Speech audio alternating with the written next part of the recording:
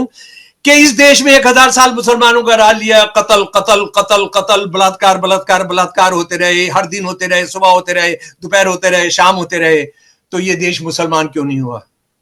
यानी इस देश में अत्याचार हिंदू मुसलमानों ने एक दूसरे के खिलाफ नहीं किए, हिंदुओं ने एक दूसरे के खिलाफ किए हैं, मुसलमानों ने एक दूसरे के खिलाफ किए, शासक वर्गों की बात कर रहा हूं मैं, ईसाइयों ने एक दूसरे के खिलाफ किया। और दूसरी बात यह है कि आप औरंगजेब से बदला लेंगे और ये अंग्रेज कमांडरों की, जिन्होंने लाखों लाखों इनकलाबियों को 1857 में फांसी पर लटकाया था, उनकी कब्रों का क्या करोगे?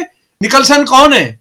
1857 सितंबर 9 सितंबर को जो दिल्ली पर हमला किया था, अंग्रेजी सेना का कमांडर था, पहले दिन की लड़ाई में ही मारा गया था, पहले दिन की लड़ाई में। और उसके बाद अंग्रेजी सेना ने घुसकर कम से कम 1 लाख लोगों का कत्ल किया था दिल्ली के अंदर, हिंदू मुसलमान सिखों का, सबका।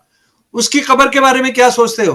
अरे रोटी बेटी के रिश्ते आपसे थे, मुगलों के आपसे थे, औरंगजेब की सेवा आप कर रहे थे, शिवाजी को घेर घार के जयसिंह वन लेकर आया था आगरा, बदला मुसलमानों से लोगे।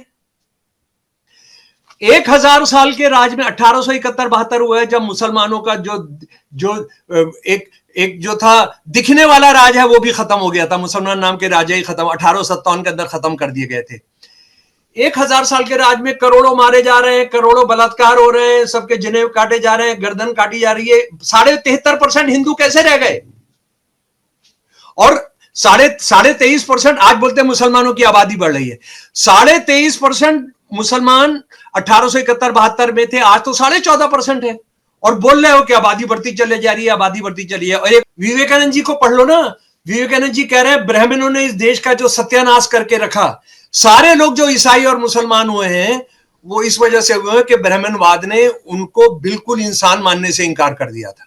और औरंगजेब क्या सिर्फ हिंदुओं पर जुल्म कर रहा था? औरंगजेब ने जामा मस्जिद के अंदर बहुत प्रसिद्ध सूफी सरमद का कत्ल किया, उनकी गर्दन काटी। और अगर आपको उसका कोई बड़ा सबूत चाहिए, आप दिल्ली की जामा मस्जिद आइए, उसका जो सबसे मेन गेट है पूरब की तरफ का, लाल किले के सामने, उसकी सीढ़ियों के नीचे सूफी सरमद का मजार है। आप अगर जो साथी में आपसे जो लाल किला गए, मैं आपसे पूछना चाहता हूं, आप लाल किले के उस दरवाजे से निकलिए जो चांदनी चौक की तरफ खुलता है, आप देखेंगे बाईं तरफ लाल मंदिर है जैन, उससे थोड़ा आगे चलेंगे तो गौरी शंकर मंदिर है। ये दोनों मंदिर औरंगजेब के जमाने में थे, ये दोनों मंदिर शाहजहां के जमाने में बनाए गए थे। जाकर उनके बाहर जो तख्तियां लिखी हुई हैं जाकर पढ़ लीजिए। औरंगजेब उनसे इतना प्यार करता था कि उसको खुली छूट दी हुई थी नौकरी, किसी को भी नौकर रखो। तो इन्होंने, राजा रघुनाथ बहादुर ने किसी भी जानकार पढ़े लिखे कायस को मुगल राज के अंदर बेरोजगार नहीं छोड़ा, सबको नौकरियां दिला दी। वो 1000 साल के राज में ही हमें बताया जाता है कि द्रौपदी के कपड़े उतार लिए थे। द्रौपदी के कपड़े मुसलमानों ने नहीं उतारे थे, द्रौपदी के कपड़े ईसाइयों ने नहीं उतारे थे, सिखों ने नहीं उतारे थे, जिनको आप अपने पूज्य अपने कहते हैं कि ये हमारे पूर्वज हैं, उन्होंने उतारे थे। औरंगजेब की कब्र मत खोदो, औरंगजेब का सब कुछ खोद दो, लेकिन औरंगजेब कौन था? औरंगजेब किसकी वजह से औरंगजेब था? औरंगजेब को कंधार अफगानिस्तान में आजाद कराने के लिए औरंगजेब नहीं गया, जयसिंह वन गए थे। मुगलों से पहले भारत में इतिहास लिखने का कोई रिवाज नहीं था। मुगलों ने पहली बार इतिहास लिखना शुरू किया, उनके यहां दरबार के अंदर इतिहास लिखने वाले लोग होते थे। और यह भी मैं आपको बता दूं, दारा शिकोह, जिसकी बहुत तारीफ करते हैं आरएसएस वाले, दारा शिकोह को बंदी बनाकर औरंगजेब के हाथ देने का काम किसने किया था? जयसिंह वन ने। औरंगजेब नहीं गया दारा शिकोह के खिलाफ लड़ाई में, औरंगजेब नहीं गया उसके दोनों भाइयों को बंदी बनाने के लिए। जयसिंह वन गए, जयसिंह टू गए। हमको बताया जाता है कि अकबर मुसलमानों के लिए लड़ रहा था और राणा प्रताप जो है वो हिंदुओं के लिए लड़ रहे थे। लेकिन क्या इस देश ये जानना चाहेगा कि अकबर और राणा प्रताप जी का मुकाबला कभी मैदान की जंग में हुआ ही नहीं। अकबर की तरफ से कौन गया? अकबर की तरफ से गया मान सिंह, मिर्जा मान सिंह, साला किसका? अकबर का। औरंगजेब ने अपने बाप के साथ जो कुछ किया, औरंगजेब ने अपने तीनों भाइयों दारा शिकोह, शाह शुजा, मुराद बख्श के साथ जो किया हम सब जानते हैं। उनको कत्ल कराया, उनकी जानें ली, उनको फांसी पर लटकाया, उनकी आंखें निकाली, उनके हाथ पैर काटे, अपने बाप को जेल में अपनी बहन के साथ उसने जो कुछ किया। पर ये औरंगजेब था कौन? देखिए रावत भाई, मैं जरा औरंगजेब पर बात करने से पहले कि ये औरंगजेब जैसे मामले और इस तरह के जुड़े हुए हिंदू मुसलमान वाले मामले क्यों लगातार उठाए जा रहे हैं, इसको जरा सा हम समझने की कोशिश करते हैं। बात यह है कि इस देश में 80% हिंदू रहते हैं, 80% हिंदू रहते हैं, और उनमें ये सरकारी आंकड़ा है कि उनमें से 6% लोग जो हैं वो देश की 80% संपदा पर, संपत्ति पर कब्जा किए हुए हैं, नौकरी पर कब्जा किए हुए हैं, पैसे पर कब्जा किए हुए हैं, जमीनों पर कब्जा किए हुए हैं। ये सरकारी आंकड़ा है, मोदी सरकार का आंकड़ा है, मैं बता रहा हूं, और दुनिया की दूसरी जो विदेशी एजेंसियां उनका भी ये कहना है। अब सवाल यह है कि ये 80% हिंदुओं की रोटी रोजी का सवाल, बेरोजगारी का सवाल, हिंसा का सवाल, औरतों के साथ हिंसा, उत्तराखंड से ज्यादा कौन जान सकता है अंकिता भंडारी के साथ जो कुछ हुआ जी आप। और ये जो हमारा देश जो है वो एक तरह से रेप कैपिटल बन गया है सारी दुनिया का, तो वो औरत की हिंसा के सवाल हैं, बेरोजगारी के सवाल हैं, स्वास्थ्य सुविधाओं का सवाल है, शिक्षा का सवाल है, उस पर कोई चर्चा ना हो। जो मसले, जो जिंदगी मौत के मसले हिंदुओं को दरपेश है, उन पर कोई ना हो, तो ये कोई ना कोई हिंदू मुसलमान वाला चलता रहेगा। मैं इसीलिए पिछले लगभग जब से ये मामला चला है, बल्कि उससे पहले भी जब हिंदू मुसलमान का मामला आता है, मैं ये कहता हूं कि इस देश में जब तक ये हिंदुत्ववादियों का राज रहेगा, आरएसएस बीजेपी का राज रहेगा, तो अगर इस देश में मुसलमान हो ना भी पैदा हुए थे, इन्होंने मुसलमान पैदा कर लेना था। अगर औरंगजेब ना भी होता तो औरंगजेब इन्होंने पैदा कर लेना था। कब्र से नहीं निकालते तो कहीं और से निकाल लेते। तो बात यह है कि ये हिंदू मुसलमान करने की जरूरत पड़ रही है, क्योंकि इस देश के 80% हिंदुओं के लिए वो कोई भी जवाबदेही उनके किसी मसले को हल करने की बात, और अब तो 11 साल हो गए हैं और अमृतकाल भी हो गया है, ये सब हो गया है, उसका आपके पास कोई जवाबदेही नहीं है। और इसमें औरंगजेब पर भी हम बात करेंगे, विस्तार से बात करेंगे। ये हम एक और बात मैं अपने साथियों के साथ जो साझा करना चाहता हूं, एक तो आपको बहुत बधाई देना चाहता हूं कि आप राजनीतिक पोल खोल आपने शुरू किया है, और ये जो शुरुआत है ये बहुत बहुत आगे जानी चाहिए, क्योंकि मैं देख रहा हूं आपकी जो सीरीज आप चला रहे हैं बहुत अच्छे हैं, और ये लोगों को पसंद आने शुरू करेंगे, लोग ज्यादा तादाद में आएंगे। आपने रास्ता सही अपनाया है, तो फिक्र ना करें अभी कि कितने लोग देख रहे हैं कितने नहीं देख रहे हैं। तो बुनियादी सवाल पर हम फिर आ जाते हैं कि ये देश जो है, अगर आप आरएसएस भाजपा वालों को या हिंदुत्ववादियों को सुने भारत का इतिहास के बारे में, कहते हैं 10,000 साल पुराना हमारी सभ्यता है। हिंदू जो सभ्यता है वो 10,000 साल पुरानी है। चलो जी, हमने मान लिया 10,000 साल पुरानी है, ठीक है।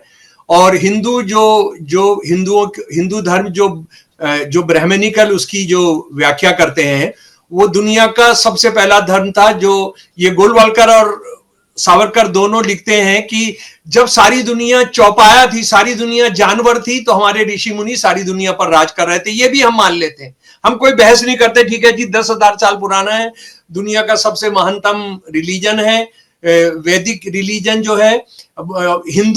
हिंदू कहने में एक दिक्कत ये होगी कि हिंदू किसी जो भी आज जिसको हिंदू धर्म कहते हैं, किसी उसकी किताब में नहीं है, गीता में, वेद में, पुराण में, किसी में हिंदू नहीं है।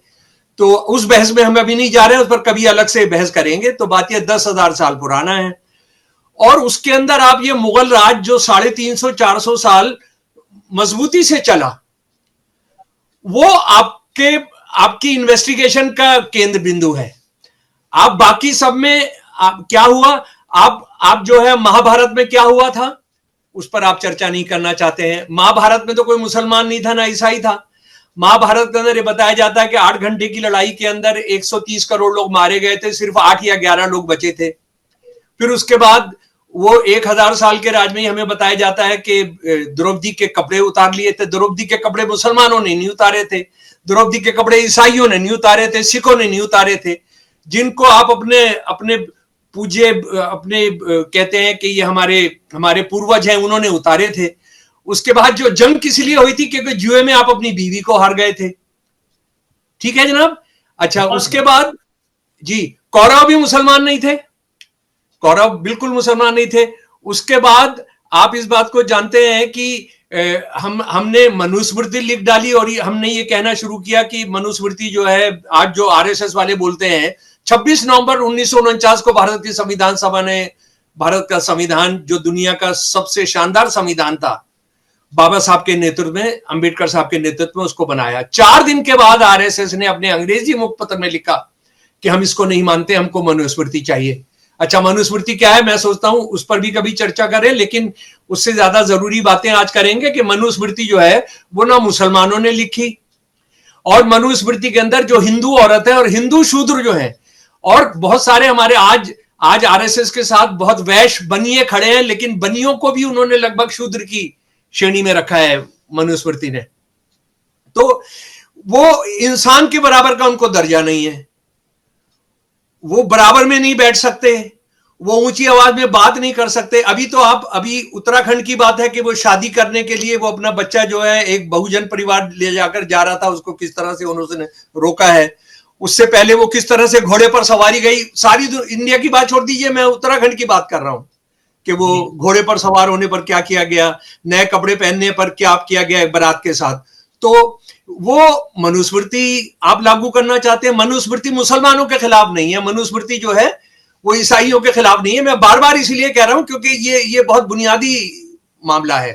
तो मनुस्मृति, आप भारत का संविधान बनाना चाहते हैं जो इस देश के 80% से ज्यादा हिंदुओं के खिलाफ है, जिसमें औरतें, हिंदू औरत भी शामिल है।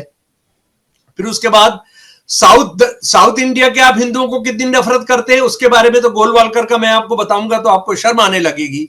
मतलब आपको शर्म आने लगेगी, इन पर, हम पर नहीं, इन पर शर्म आने लगेगी।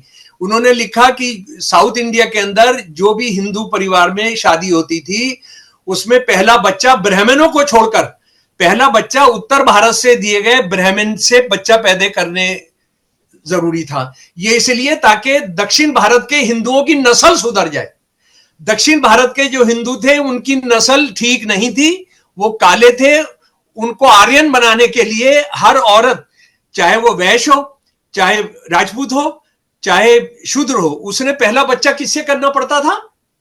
उत्तर भारत के ब्राह्मण से। तो ये कितनी घटिया सोच वाली, कितनी नस्लवादी ये सोच थी। तो ये जी तो ये सब चलता रहा। अच्छा, अब हम आ जाते हैं औरंगजेब पर। औरंगजेब बहुत जालिम राजा था। औरंगजेब ने अपने बाप के साथ जो कुछ किया, औरंगजेब ने अपने तीनों भाइयों दारा शिकोह, शाह शुजा, मुराद बख्श के साथ जो किया हम सब जानते हैं।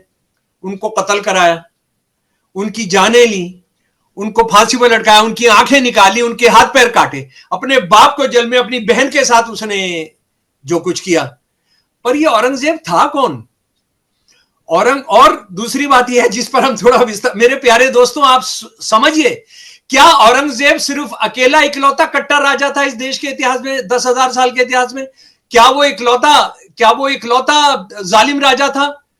फिर रावण को किस श्रेणी में रखोगे? अगर रावण के जुर्म को उसके धर्म से जोड़ोगे तो इसका मतलब है रावण के बारे में गोस्वामी तुलसीदास जी ने कहा कि शिव का उससे बड़ा कोई भक्त नहीं था। तो आप सारे शिव के भक्तों से बदला लोगे रावण का। अगर आप किसी के कुकर्म का उसके धर्म से जोड़ोगे तो आपने फिर औरंगजेब पर ही क्यों रुकोगे? फिर हम 10,000 साल के इतिहास में हमको करना पड़ेगा। सीता माता का अपहरण किसने किया था? मुसलमानों ने नहीं किया था, ईसाइयों ने नहीं किया था। उसका फिर आपको जवाब देना होगा। एक चीज मेरे प्यारे दोस्तों आप अच्छे तरीके से समझ लीजिए, और ये जिसको हम हिंदू इतिहासकार कहते हैं, जिसको हम ये मुसलमानों के जरिए लिखा गया इतिहास नहीं, उसमें आप उसको पढ़ लीजिए। जदुनाथ सरकार जी की किताबें पढ़ लीजिए आप, अब तो वो हिंदी में भी आ गई है औरंगजेब किताब उनकी, ये संवाद पब्लिकेशंस ने, मेरठ वालों ने छापी है, उसको आप पढ़ लीजिए। उसके बाद आप जनाब ये BN पांडे जी की किताब ये पढ़ लीजिए शिवाजी महाराज पर, उसके बाद आप उस जमाने के जितने दस्तावेज हैं वो पढ़ लीजिए कि औरंगजेब ने कभी भी शिवाजी का सामना मैदान जंग में नहीं किया, किसी भी जंग के अंदर। औरंगजेब की तरफ से जंग लड़ने कौन गया? औरंगजेब की तरफ से जंग लड़ने गया जयसिंह 1 और जयसिंह 2। ये जयसिंह 1 और 2 कौन थे? जयसिंह 2 के एक वंशज जो है, एक उस परिवार की एक लड़की अभी आरएसएस भाजपा का जो मंत्रिमंडल है राजस्थान के अंदर, उसमें मंत्री है मैडम, वो जयसिंह 2। ये जयसिंह 1 और जयसिंह 2 जो है, जयसिंह 1 को औरंगजेब अपना भाई, बड़ा भाई मानते थे। जयसिंह 2 को अपना बेटा मानते थे। यहां पर ये मैं फिर आपको बताना चाहता हूं कि हमको बताया जाता है कि अकबर मुसलमानों के लिए लड़ रहा था और राणा प्रताप जो है वो हिंदुओं के लिए लड़ रहे थे। लेकिन क्या इस देश ये जानना चाहेगा कि अकबर और राणा प्रताप जी का मुकाबला कभी मैदान के जंग में हुआ ही नहीं। अकबर की तरफ से कौन गया? अकबर की तरफ से गया मान सिंह, मिर्जा मान सिंह, साला किसका? अकबर का। आप राजपूत इन इंडिया एक साइट है, जाकर देख लीजिए। इनको क्या क्या औरंगजेब ने इनको क्या क्या खिताब दिए थे, किस किस नाम से पुकारता था, जरा वो सुन लीजिए। ये जो जयसिंह 1 था, ये इसको मिर्जा राजा औरंगजेब ने इसको खिताब दिया था, मिर्जा राजा। उसको बोलते ही थे वो मिर्जा, उसके नाम जो खत लिखे हैं मिर्जा राजा, मिर्जा राजा, मिर्जा। और जयसिंह 2 जो इनका भतीजा था, जरा उसको क्या क्या नाम दिए वो सुन लीजिए। औरंगजेब ने, शमसुल इस्लाम ने नहीं, किसी ईसाई ने नहीं, औरंगजेब ने जो जयसिंह 2 को नाम दिए वो सुन लीजिए। सवाई जयसिंह। सवाई का मतलब, ये सवाई का औरंगजेब ने शुरू किया कि साधारण लोग एक थे और ये सवा था। सवाई, आज भी जयपुर के राजा को सवाई, आज का राजे का नाम मान सिंह है, उसका नाम भी मान सिंह है, उसको सवाई मान सिंह कहते हैं। डाल लीजिए, गूगल में डाल लीजिए और देख लीजिए। औरंगजेब ने दिया था सवाई, सारे लोग और लोग एक हैं, ये सवा है जी। और उसके बाद उसको नाम दिया गया मिर्जा राजा। उसके बाद शाही राजकुमार, उसको उपाधि दी गई सरमदे राजाए हिंद, भारत का शाश्वत शासक, राज राजेश्वर, राजाओं के स्वामी, संस्कृत के नाम दिए उसको। और शांतनु जी, हितकारी राजा, ये नाम दिया औरंगजेब ने। और ये भी मैं आपको बता दूं, दारा शिकोह, जिसकी बहुत तारीफ करते हैं आरएसएस वाले, दारा शिकोह को बंदी बनाकर औरंगजेब के हाथ देने का काम किसने किया था? जयसिंह 1 ने। औरंगजेब नहीं गया दारा शिकोह के खिलाफ लड़ाई में, औरंगजेब नहीं गया उसके दोनों भाइयों को बंदी बनाने के लिए। जयसिंह 1 गए, जयसिंह 2 गए, इन्होंने हवाले किया, इन्होंने किया। तो ऐसा है, औरंगजेब की कब्र मत खोदो, औरंगजेब का सब कुछ खोद दो, लेकिन औरंगजेब कौन था? औरंगजेब किसकी वजह से औरंगजेब था? औरंगजेब को कंधार, अफगानिस्तान में आजाद कराने के लिए औरंगजेब नहीं गया, जयसिंह 1 गए थे। सारे हिंदू राजाओं को, दक्षिण के हिंदू राजाओं, मुसलमान राजाओं को, हिंदू राजाओं को, पूरब के हिंदू राजाओं को तहस नहस करने के लिए जयसिंह 1 और जयसिंह 2 गए थे। मैं आपको मेरे प्यारे दोस्तों एक और बताना चाहता हूं। ये किताब है, ये फारसी के अंदर लिखी गई थी और इस किताब का नाम है मासिरुल उमरा। ये मासिरुल उमरा, इसको आप हिंदी अनुवाद करेंगे तो इसका उर्दू अनुवाद करेंगे कमांडरों की जीवनियां। ये सन 1556 से लेके सन 1780 तक मुगल राज में जो 350 लीडिंग कमांडर थे, commander in chief, prime minister वगैरह ये सब थे, उनकी जीवनियां हैं। और ये जीवनियां लिखी थी 1741 और 1780 के बीच में। 2 दरबारी थे, बाप बेटे, जिनके नाम थे शाहनवाज और अब्दुल हई। इन दोनों ने मुगलों के जो रिकॉर्ड थे, देखिए एक चीज और समझ लें, मुगलों से पहले भारत में इतिहास लिखने का कोई रिवाज नहीं था। मुगलों ने पहली बार इतिहास लिखना शुरू किया, उनके यहां दरबार के अंदर इतिहास लिखने वाले लोग होते थे। उस आधार पर उन्होंने जो जमा किया और उसको 2 मोटे मोटे उसमें फारसी में ये छपा, जिसको बेडब्रिज ने इसको अंग्रेजी में किया। और इसमें 350 में से 100 से ज्यादा हिंदू लीडिंग कमांडर हैं। और ये जो मैं हिंदी में आपको बता रहा हूं, ये जो 100 से ज्यादा लीडिंग कमांडर मुगलों के थे, इस किताब का अनुवाद हिंदी में किया ब्रिज रतन दास जी, जो काशी नागरी पंचाननी सभा ने सन 1931 में इसको छापा। गुणगान करते हुए देखो मुगलों की हिंदुओं ने कितनी सेवा की थी। सन 1931 के अंदर छपी है ये किताब, जिसको चाहिए मेरे से ले सकता है। इसके अंदर 100 से ज्यादा लीडिंग कमांडर, 100 से ज्यादा लीडिंग कमांडर है, हिंदू कमांडर जी। और उसके बाद आप सोच रहे हैं कि मुगलों ने ही अत्याचार किए, तो मैं जरा सा पूछना चाहता हूं कि जो मौर्य जो परिवार था, जिसमें अशोका भी राजा हुए थे, जो बौद्ध धर्म जिन्होंने अपनाया था, उनका जो परिवार, उनकी डायनेस्टी थी, उसका लास्ट राजा था, उसका नाम था, आप सब जानते हैं, बृहद्रथा था। अशोक के जो आखिरी मौर्यन डायनेस्टी के जो राजा थे, उनका नाम था बृहद्रथा। उनका जो मंत्री था, जो ब्राह्मण था, उसका नाम था पुष्यमित्रा शुंगा। इसने उनके खिलाफ विद्रोह कर दिया था और बौद्ध राज्य को ब्राह्मणिकल राज्य में बदल दिया था। उसने कितना कत्लेआम किया था, उसके बारे में डी.एन. झा साहब की किताब, जो उस जमाने के दस्तावेजों को लेकर है, वो आपको पढ़ना चाहिए। डी.एन. झा साहब से ही हमको पता लगता है कि जो हमारा महान ग्रामर वाला था पातंजलि ने जो शुंगा, जो ये ब्राह्मणिकल प्रधानमंत्री जिसने तख्ता पलट किया था, उसने लिखा है कि ब्राह्मण एक तरफ और शर्मण यानी बौद्ध भिक्षु और जैन तीर्थंकर, इनका जो रिश्ता था वो सांप और नेवले जैसा था, यानी एक दूसरे को जिंदा नहीं छोड़ते थे। 40 दिनार अगर आप एक बौद्ध का या जैन का सर काट के लाएंगे तो 40 दिनार देता था ये शुंगा। 40 दिनार उस जमाने में समझ लीजिएगा क्योंकि क्या वैल्यू होगी। तो ये जो क्या औरंगजेब पहली बार कोई जुल्म करने वाला राजा था? और औरंगजेब क्या सिर्फ हिंदुओं पर जुल्म कर रहा था? औरंगजेब ने जामा मस्जिद के अंदर बहुत प्रसिद्ध सूफी सरमद का कत्ल किया, उनकी गर्दन काटी। और अगर आपको उसका कोई बड़ा सबूत चाहिए, आप दिल्ली की जामा मस्जिद आइए, उसका जो सबसे मेन गेट है पूरब की तरफ का, लाल किले के सामने, उसकी सीढ़ियों के नीचे सूफी सरमद का मजार है। सूफी सरमद के मजार के बाहर लिखा है कि तानाशाह औरंगजेब ने इनका सर कलम किया था जुमे की नमाज के अंदर, सूफी सरमद का। तो ये तो आपने बहुत बड़ा खुलासा कर दिया कि असल में औरंगजेब को औरंगजेब बनाकर रखने का जो भूमिका थी वो हिंदू राजाओं की ज्यादा थी। जी बिल्कुल।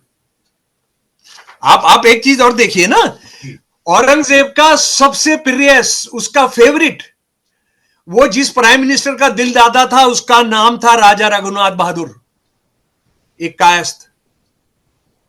राजा रघुनाथ बहादुर शाहजहां का भी सबसे प्रिय प्राइम मिनिस्टर था, इसके बाप का, औरंगजेब का भी। और उसके हुक्म के बिना औरंगजेब कोई काम करता ही नहीं था, कोई काम नहीं करता था। और जब ये लोग घूमने गए हुए थे औरंगजेब के साथ, ये कायस्थ राजा रघुनाथ बहादुर, ये यूपी के अंदर इनकी पुरानी जमींदारी थी, जो आज का यूपी है, कायस्थ थे ये। तो ये वहां इनका एक्सीडेंट में डेथ हो गई राजा रघुनाथ बहादुर की। राजा रघुनाथ बहादुर के मरने पर औरंगजेब ने अपना अगला प्राइम मिनिस्टर जो बना उसको कहा कि तुमने हर काम राजा रघुनाथ बहादुर की तरह से करना है। और एक और चीज, क्योंकि मेरा 1857 पर काम है, 1857 में मेरे पास एक दस्तावेज मेरे हाथ लगी इंग्लैंड की लाइब्रेरी से, ब्रिटिश इंडिया लाइब्रेरी से, जिसके अंदर इस परिवार का एक 5वीं 6वीं पीढ़ी के बाद एक दिल्ली में एक बंदा हुआ जीवनलाल वो है जिसने 1857 सितंबर में इस देश को हरवाने में अंग्रेजों की दलाली की। 3 लोगों ने की, मिर्जा इलाही बख्श, मौलवी रजब अली और ये। इसके बच्चे ने एक किताब लिखी जीवनी, उस जीवनी में लिखा कि हमारे वंशज जो थे वो राजा रघुनाथ बहादुर थे, और औरंगजेब उनसे इतना प्यार करता था कि उसको खुली छूट दी हुई थी नौकरी, किसी को भी नौकर रखो। तो इन्होंने, राजा रघुनाथ बहादुर ने किसी भी जानकार पढ़े लिखे कायस को मुगल राज के अंदर बेरोजगार नहीं छोड़ा, सबको नौकरियां दिला दी। राजा रघुनाथ ठाकुर ने जो भी कायस मिला उसको सरकारी नौकरी दिला दी। इसको हम समझ सकते हैं कि सारे के सारे जो ये पटवारी होते हैं, ये सारे जमीन का काम करने वाले सारे कायस के होते हैं, ये भी इससे समझ में आ जाता है। तो इन बातों को हमको समझना बहुत ज्यादा जरूरी। अच्छा, औरंगजेब ने बहुत जुल्म किए, लेकिन औरंगजेब के बारे में मैं ये भी बताना चाहता हूं कि राजा टोडरमल औरंगजेब के भी थे, और बाद में ये शाहजहां के भी उसके अंदर थे, सॉरी अकबर के उसमें भी थे, और इसके भी रेवेन्यू मिनिस्टर थे। वो मुसलमान नहीं थे। अच्छा, उसके बाद आप ये कहते हैं वो कोई मंदिर को छोड़ता नहीं था, वो एक मन जनेव जब तक नहीं मिल जाते थे तब तक वो खाना नहीं खाता था। तो भाई एक बात बताओ, एक मन जनेव रोज नाश्ता करने के लिए वो खाता था, तो हिंदू तो एक बचना नहीं चाहिए था, यहां पर ब्राह्मण तो कोई बचता ही नहीं। आप अगर जो साथी में आपसे जो लाल किला गए, मैं आपसे पूछना चाहता हूं, आप लाल किले के उस दरवाजे से निकलिए जो चांदनी चौक की तरफ खुलता है, आप देखेंगे बाईं तरफ लाल मंदिर है जैन, उससे थोड़ा आगे चलेंगे तो गौरी शंकर मंदिर है। ये दोनों मंदिर औरंगजेब के जमाने में थे, ये दोनों मंदिर शाहजहां के जमाने में बनाए गए थे। जाकर उनके बाहर जो तख्तियां लिखी हुई हैं जाकर पढ़ लीजिए। मैं तो आप क्या कहते, आपने जो दावा किया, जो असल में ये संघी जो दावा करते हैं एक मन जनेऊ का, मैंने भारत यात्राएं की हैं 2018 में, अपने संविधान सम्मान यात्रा की आपको जानकारी है, 65 दिन की। मैं दावे से कह सकता हूं कि मैंने भारत यात्रा के दौरान हजारों हजार मुसलमान मुझे मिले, पूरे पूरब से पश्चिम, उत्तर से दक्षिण तक। शमसुल इस्लाम भाई, एक भी मुसलमान ने आज तक मेरे सामने ये नहीं कहा कि उसके पूर्वजों के जनेऊ जलाकर उसे मुसलमान बनाया गया था, एक भी मुसलमान ने। अब मैं बहुत हैरान हूं कि किसी मुसलमान ने आज तक कभी ये नहीं कहा अगर जनेऊ जला दिए होते। मैं आपको दूसरा उदाहरण देता हूं। नहीं, असल में देखिए आप एक बहुत इंपॉर्टेंट बात एक और चीज, महाराणा प्रताप के वंशज, मैंने अनिल अंबानी के खिलाफ बड़ी लड़ाई हमने लड़ी और जीती है। देहरा गांव का मैं जिक्र करूंगा, 60 गांव है सिसोदिया वंशज के। सबसे बड़ा भाई देहरा गांव में रहता था। भारत में सबसे ज्यादा चेतक अगर कहीं खड़े हैं तो वो देहरा गांव में है, और वो पूरा का पूरा गांव मुसलमानों का है। तो महाराणा प्रताप के वंशजों का भी जनेऊ जलाया हो औरंगजेब ने, ऐसा कोई सबूत नहीं मिलता है। मेरे बहुत मित्र हैं, क्योंकि मैं इस लड़ाई का हिस्सा रहा हूं। मैं बहुत हैरान हूं। दर्शकों को सोचना और समझना चाहिए कि जनेऊ, बल्कि मैं एक बात और दावे से कह सकता हूं, भारत में बहुत बड़ी आबादी मुसलमानों की वो है, करोड़ों की संख्या में सबसे ज्यादा, जिनको इस्लाम के रसूख बहुत अच्छे लगे, जिन्हें हिंदुस्तान में हिंदू धर्म में छुआछूत और बाकी सब चीजों से दूरी बना करके जो इस्लाम के रसूख थे उसको उन्हें स्वेच्छा से अपनाया। मैं तो एक बात आपके माध्यम से दर्शकों को कहना चाहता हूं, मैं बहुत हैरान हूं, जो करोड़ों करोड़ लोग आज मुसलमान हैं, अगर ये नहीं मुसलमान होते तो हिंदू रहने पर भी इनका वही हश्र होता जो घोड़ी चढ़ने पर, जो आपने जिक्र किया, जो मंदिर में अभी आपने जिक्र किया, पौड़ी गढ़वाल का मंदिर में दास ढोल लगाने लेकर जाता है पूजा करने वालों को, लेकिन मंदिर के अंदर प्रवेश नहीं कर सकता, बिटिया की शादी नहीं करा सकता, वो सब देखना पड़ता। मैं कभी कभी चिंता करता हूं कि क्या स्थिति हो गई देश के अंदर पिछड़े लोगों की। वो अगर धर्म का त्याग भी करते अत्याचार के कारण, तो जो मर्जी वो बन जाए, उनको तब भी चैन से जिंदा या जीने नहीं देंगे। उस ओर ये व्यवस्था जाएगी। जी नहीं, आप सही फरमा रहे हैं। मैं ये चाहता हूं कि साथी लोग थोड़ा डॉक्टर अंबेडकर को पढ़ें। जो इस देश के ज्यादा मुसलमान हैं वो बौद्ध धर्म से परिवर्तित हुए। उनको ब्राह्मणवादी तो हिंदू धर्म में आने ही नहीं देते थे। अरे भाई, इसको कहीं और क्यों जाना है? विवेकानंद जी को पढ़ लो ना। विवेकानंद जी कह रहे हैं ब्राह्मणों ने इस देश का जो सत्यानाश करके रखा। सारे लोग जो ईसाई और मुसलमान हुए हैं वो इस वजह से हुए कि ब्राह्मणवाद ने उनको बिल्कुल इंसान मानने से इनकार कर दिया था। ये मैं नहीं कह रहा हूं, विवेकानंद जी कह रहे हैं। विवेकानंद जी का पढ़िए कि वो कैसे ब्राह्मणों को इस देश की तमाम तबाही के लिए जिम्मेदार ठहराते हैं। और ये ब्राह्मण से आम ब्राह्मण नहीं, जो ब्राह्मण जो मुगलों के साथ राज कर रहे थे, वो ठाकुर जो मुगलों के साथ राज कर रहे थे। भाई मुगल राज है चाहे गुलाम राज है, गुलाम राज है, ये सारा का सारा हिंदुओं की ऊंची जातियों का रास्ता। बदला आप मुसलमान बढ़ई से ले रहे हो, मुसलमान कुम्हार से ले रहे हो, मुसलमान जुलाई से ले रहे हो, मुसलमान दर्जी से ले रहे हो। हा? आप जो है एक मतलब जुर्म में अगर कोई मुसलमान पकड़ा जाए तो आपने उसका घर जलाएंगे, उसको जान से मार देंगे। लेकिन आप अंकिता भंडारी के बारे में आपको कोई चिंता नहीं, क्योंकि उसका बलात्कार करने वाले, उसको मारने वाले हिंदू थे। हिंदू होकर आप कुछ भी कर सकते हैं, लेकिन मुसलमान होंगे तो आप, और ये जो मुसलमान है मुगलों के जमाने के अंदर भी ये सारे गरीब रहे, सारे गरीब रहे, इसको अच्छे तरीके से समझ लें। मैं इस बारे में एक और बात मैं सोचता हूं कि मेरी आखिरी बातों में से एक है कि 1000 साल का मुसलमान राज, हर महीने करोड़ों हिंदू मारे जा रहे हैं। हम महाभारत की तो भूलते ही नहीं है कि 130 करोड़ एक दिन में मारे गए थे। वो क्यों मारे गए थे उसकी तो हम चर्चा नहीं करते, लेकिन औरंगजेब और मुगलों के राज में, मुसलमान नाम के राजाओं के राज में सारा देश कत्ल किया जा रहा था। 1871-72 के अंदर अंग्रेज पहली बार धर्म के आधार पर जनगणना कराते हैं। समझ गए आप? वो चले जाइए, गूगल में आपको मिल जाएगा। अगर किसी को चाहिए डिटेल्स, मैंने उसका हिंदी किया है, वो मैं आपको दे दूंगा। 1871-72 में जो जनगणना की गई, 21.5% मुसलमान, 73.5% हिंदू और सिख, और 5% जैन बौद्ध। 21.5%, 73% बचते हैं 5% वो जैन और बौद्ध। 1000 साल के राज में 1871-72 हुआ है, जब मुसलमानों का जो एक जो था दिखने वाला राज है वो भी खत्म हो गया था। मुसलमान नाम के राजा ही खत्म, 1857 के अंदर खत्म कर दिए गए थे। 1000 साल के राज में करोड़ों मारे जा रहे हैं, करोड़ों बलात्कार हो रहे हैं, सबके जनेब काटे जा रहे हैं, गर्दन काटी जा रही है। 73.5% हिंदू कैसे रह गए? और 23.5% आज बोलते हैं मुसलमानों की आबादी बढ़ रही है। 23.5% मुसलमान 1871-72 में थे, आज तो 14.5% है, और बोल रहे हो कि आबादी बढ़ती चले जा रही है, आबादी बढ़ती चली है। और एक और बात, मैं आखिरी बात जो मैं बताना चाहता हूं, क्या आरएसएस वाले हमको बताएंगे कि जब मराठा सेना सन 1742 के अंदर जब पहुंची बंगाल, उन्होंने क्या किया? जदुनाथ सरकार जी की किताब जो बंगाल पर है, जदुनाथ सरकार वो इतिहासकार हैं जिसको आरएसएस वाले हिंदू इतिहासकार बोलते हैं। हिंदू इतिहासकार वो बोलते हैं बाकी सारे इतिहासकार तो मुसलमानों से रिश्वत खाए हुए थे, ये हिंदू इतिहासकार थे। जरा उनका सुन लीजिए, उन्होंने क्या लिखा है कि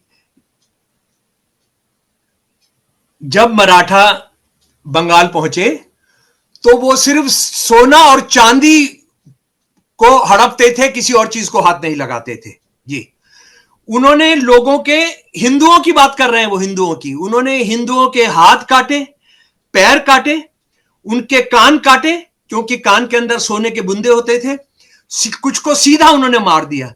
उन्होंने खूबसूरत औरतों का अपहरण कर लिया और उनको रेप करने के बाद ही छोड़ा। ये कौन कह रहा है? ये शमसुल इस्लाम नहीं कह रहा है, ये जदुनाथ सरकार कह रहे हैं।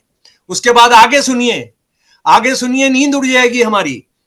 शाहू राजा की सेना, ये शाहू राजा की सेना थी जो वहां गई थी, एक ये अलग कोई शाहू राजा थे।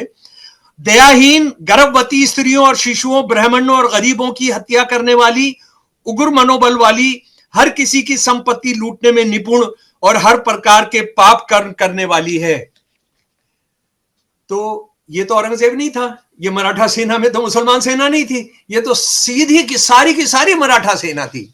तो हमको ये जवाब हमको मिलना चाहिए। और उसके बाद मुझे लगता है कि आपके चैनल के माध्यम से भी मैं ये बात करना चाहता हूं कि इस देश में 1000 साल मुसलमानों का राज लिया, कत्ल, बलात्कार होते रहे, हर दिन होते रहे, सुबह होते रहे, दोपहर होते रहे, शाम होते रहे, तो ये देश मुसलमान क्यों नहीं हुआ?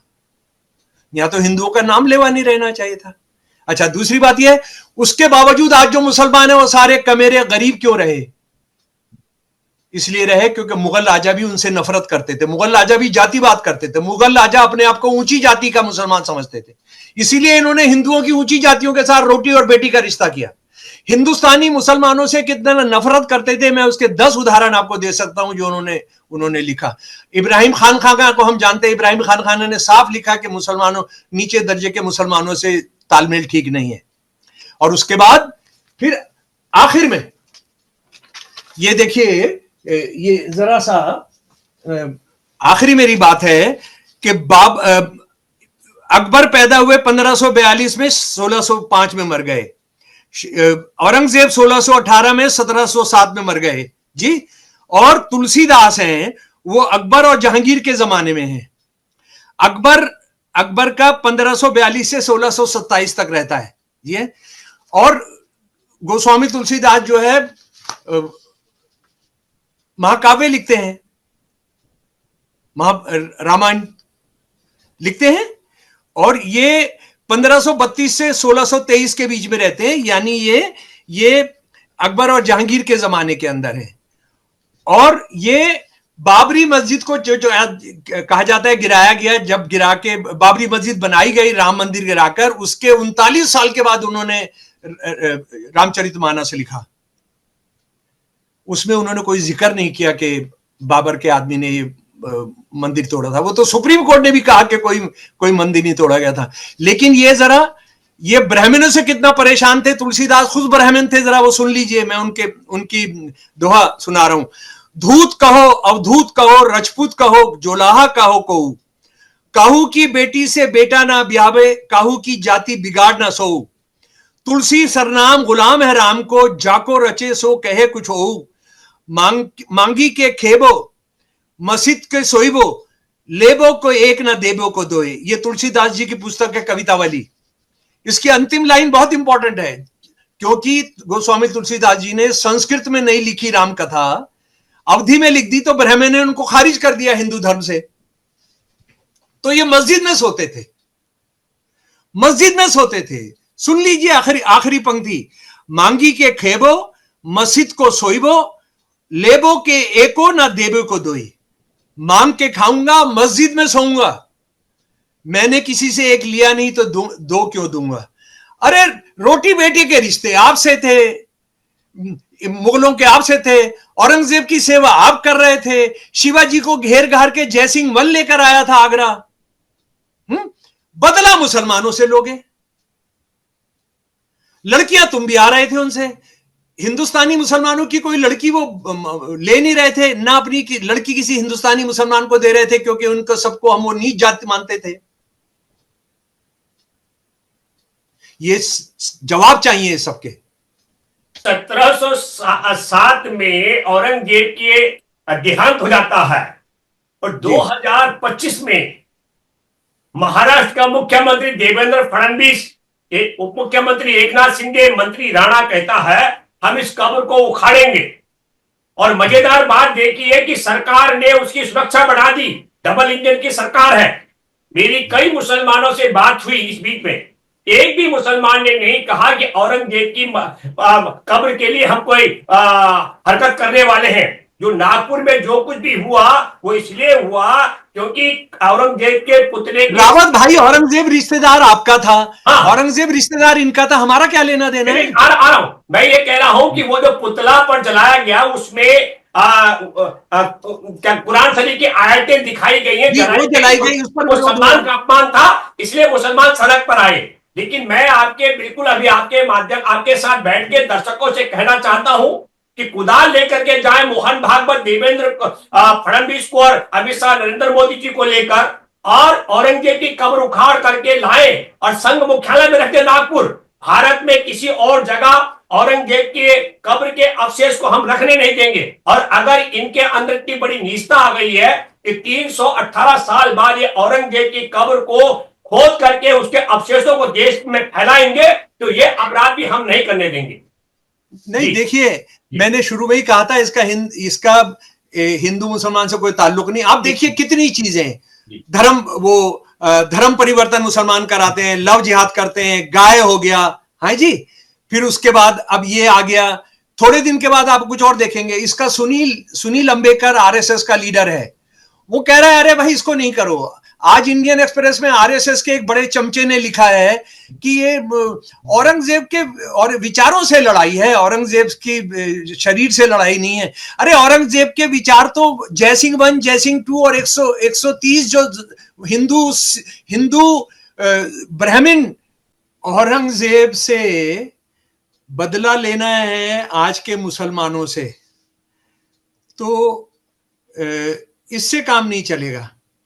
बात यह है कि 10,000 साल पुरानी सभ्यता है, रावण है, महाभारत है, द्रौपदी का चीरहरण है, मनुस्मृति में हिंदू औरतों और बहुजनों के साथ जो आप करना चाहते हैं, जो दुनिया में किसी भी धर्म के अंदर नहीं है कि अपने ही धर्म के मानने वालों को आप इंसान ना मानते हो, तो सबसे बदला लेने की एक लिस्ट बना लो, एक लिस्ट बना लो, यानी 1,000 साल की लिस्ट बना लो और उसमें बदला लेते चलो, तो शमसुल इस्लाम का नंबर भी आ जाए, आज के मुसलमानों का नंबर भी आ जाए, कर लेना, लेकिन उससे पहले आप सबका नंबर आ जाएगा,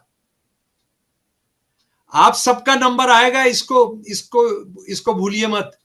यानी इस देश में अत्याचार हिंदू मुसलमानों ने एक दूसरे के खिलाफ नहीं किए, हिंदुओं ने एक दूसरे के खिलाफ किए हैं, मुसलमानों ने एक दूसरे के खिलाफ किए, शासक वर्गों की बात कर रहा हूं मैं, ईसाइयों ने एक दूसरे के खिलाफ किया। और दूसरी बात यह है कि आप औरंगजेब से बदला लेंगे और ये अंग्रेज कमांडरों की, जिन्होंने लाखों लाखों इनकलाबियों को 1857 में फांसी पर लटकाया था, उनकी कब्रों का क्या करोगे? दूर नहीं जाना है, दिल्ली में इंटरनेशनल वो आईएसबीटी जो है, बस अड्डा जो है, उसके सामने निकलसन का मजार है। निकलसन कौन है?